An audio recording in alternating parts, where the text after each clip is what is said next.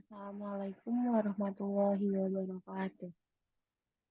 Sebelumnya, perkenalkan nama saya Zahra Widianingsi dari kelas 6F dengan NPM 2010 2620 1133. Maksud dari saya, kesempatan kali ini adalah membahas salah satu materi dalam mata kuliah pengendalian dan penjaminan mutu, yaitu yang saya bahas itu tentang peta kendali. Langsung masuk ke materinya. Dan peta kendali itu ada beberapa macam. Yang pertama peta kendali atau control chart. Yang kedua itu di sini yang ada beberapa hal yang perlu dibahas. Yaitu pertama peta kendali atau control chart. Yang kedua ada macam dan penyebab variasi. Yang ketiga ada jenis peta kendali. Yang keempat ada batas kendali. Dan yang kelima ada peta kendali atribut.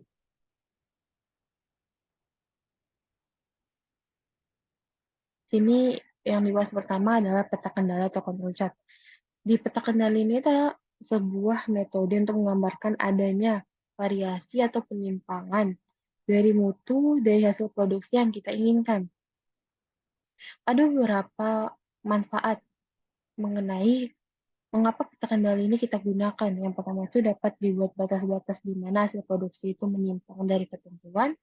Yang kedua ada dapat diawasi dengan mudah apakah proses dalam kondisi itu stabil atau tidak. Dan yang ketiga, apabila terjadi banyak variasi atau penyimpangan suatu produk, dapat segera menentukan keputusan apa yang harus diambil.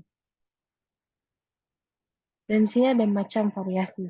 Yang pertama itu ada variasi dalam objek, dan yang kedua ada variasi antar objek, dan yang ketiga ada variasi yang ditimbulkan oleh perbedaan waktu produksi. Di sini tuh ada beberapa penyebab timbulnya variasi dalam peta kendali variabel. Yang pertama itu penyebab khusus atau special cause of variation, yaitu ada main, mat, link, metode, dan lain-lain. Dan maksud di sini adalah berada di luar batas kendali. Dan yang kedua itu penyebabnya itu timbul karena penyebab umum atau common cause of variation atau melekat pada sistem. Dan untuk di sini itu adalah berada di dalam batas kendali. Misalnya ada jenis peta kendali.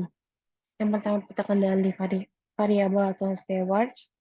Itu kendali untuk data variabel peta X dan peta X dan peta X dan S. Dan yang kedua ada peta kendali atribut. Peta kendali atribut itu meliputi tentang peta P, peta C, dan peta U.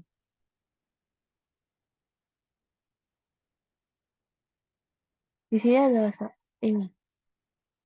Bagaimana peta kendali itu dan harus apa, ketika apa peta kendali itu digunakan. Dan di sini ada salah satu.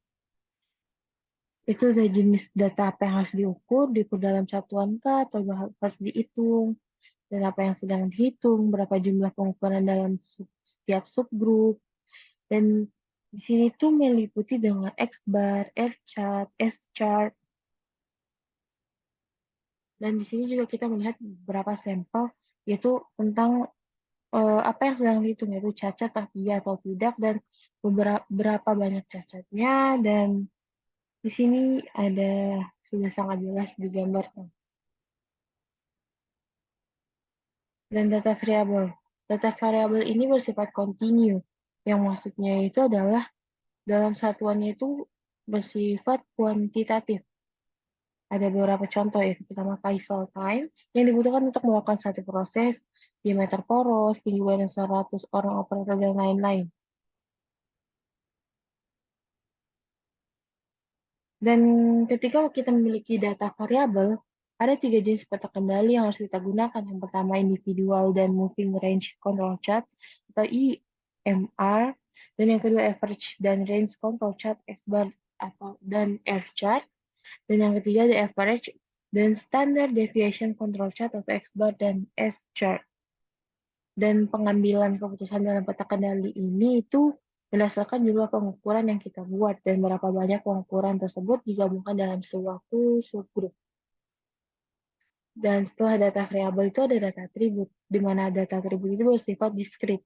Dan data umumnya itu dihitung menggunakan daftar pencacahan atau tali untuk keperluan pencacatan atau analisis. Dan di data atribut ini kita mengetahui berapa banyak jumlahnya cacat, mengenai jenis kelamin dan jenis warna cat.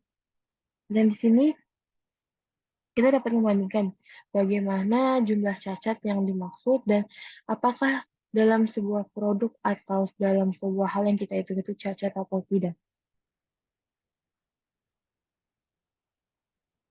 Dan dalam peta kendali data atribut ini memiliki 4 jenis. Yang pertama proportion defective control chart atau P-chart. Yang kedua ada number defective atau defective control chart atau NP chart. Yang ketiga ada defect per count or subgroup control chart atau C chart. Dan yang keempat ada defect per unit control chart atau U chart. Dan pemilihan peta kendali dalam 4 jenis ini itu dihitung menggunakan jumlah cacat per item atau hanya menghitung cacat totalnya.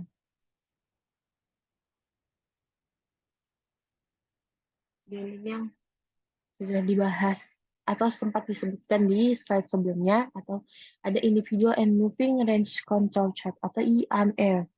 Nama XMR atau Cell Card Individual Control Chart adalah peta kendali variabel yang digunakan jika jumlah observasi dari masing-masing subgrup hanya N sama dengan 1.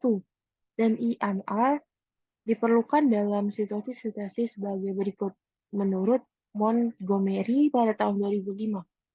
Yang pertama itu ada menggunakan teknologi pengukuran dan inspeksi otomatis, dan setiap unit itu diproduksi dapat dianalisis dan sehingga dasar dalam pengelompokannya itu rasional di dalam subgrup. Dan yang kedua ada siklus produksi sangat lama yang menyulitkan mengumpulkan sampel sebanyak N lebih besar dari satu.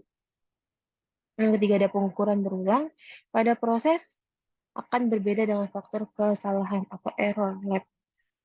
Dan analisis itu seperti proses kimia yang betul-betul menggunakan penelitian ilmiah.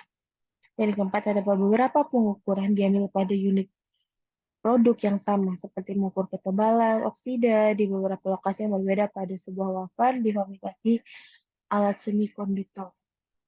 Ada sebuah alat khusus untuk mengetahui ketebalan oksida dari beberapa lokasi yang akan kita analisis. Dan yang kelima, ada dalam pabrik-pabrik proses tertentu, seperti pabrik kertas, pengukuran itu biasanya menggunakan parameter seperti ketebalan lapisan di seluruh gulungan kertas, dan pasti sangat berbeda gitu dengan antara gulungan kertas pertama, gulungan kertas kedua, dan begitu juga dengan selanjutnya.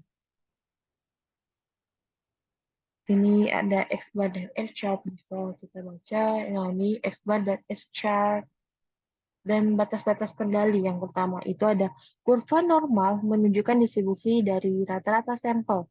Yang kedua, peta kendali itu merupakan perwujudan dari kurva normal yang bergantung waktu.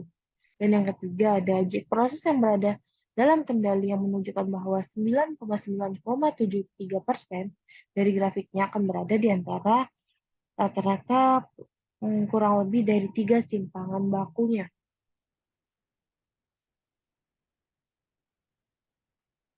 Dan sini ada beberapa contoh.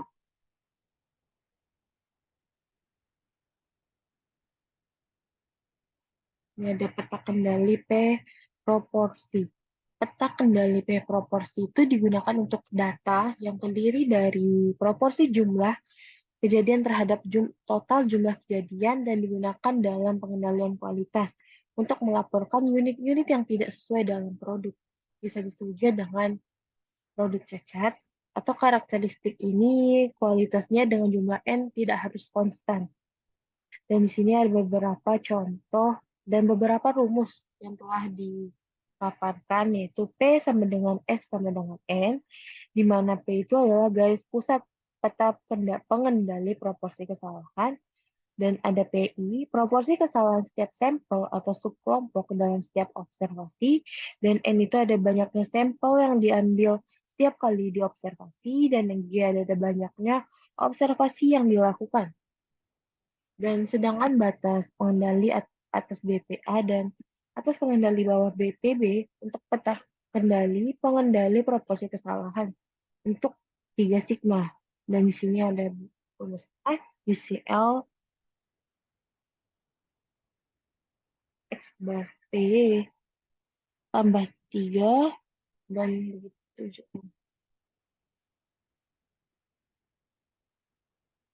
Ini ada contoh studi kasus dalam sebuah cacat produk. Ini diagramnya, di sini ada peta kendali P awal dan peta kendali P revisi. Setelah pengendali ini, kemudian data itu direvisi menjadi diagramnya seperti ini.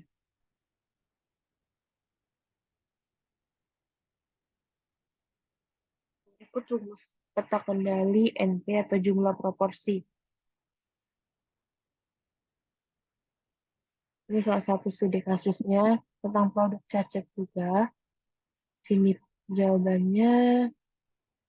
Dan ada peta kendali C. Peta kendali C ini digunakan apabila ukuran sampel sama dengan 1 unit pemeriksaan, dan selain itu grafik ini dapat ditetapkan untuk mengendalikan performansi dari operator stasiun kerja atau sebuah shift kerja dengan syarat jumlah N harus konstan. Perhitungan peta ini dimulai dengan yang pertama itu hitung jumlah cacat setiap subgrup, yang kedua hitung nilai rata-rata jumlah cacat dan batas kendali, yang dimana batas kendali yang dimaksud adalah UCL dan LCL. Peta kendali U, yaitu menunjukkan jumlah cacat persatuan atau unit luas panjang, isi, berat, dan lain-lain. Penggunaannya itu sama dengan peta kontrol C, tetapi jumlah sampel N itu tidak harus konstan, dan rumusnya sebagai berikut.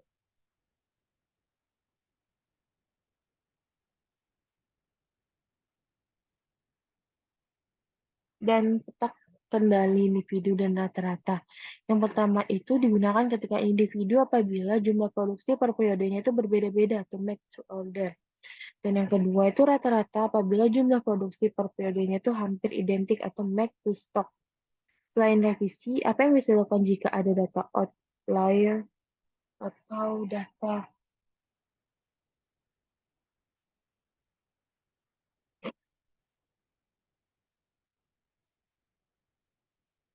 outlier ini itu adalah data yang memiliki karakteristik yang berbeda jauh dari observasi yang telah dilakukan dan muncul dalam ekstrim, baik itu variabel tunggal maupun variabel kombinasi. Dan ketika terdapat atau terjadi data outlier, itu kita menambahkan jumlah observasi, dan yang kedua itu menambah jumlah sampel setiap observasi. Dan kapan menggunakan control chart, proporsi, dan unit?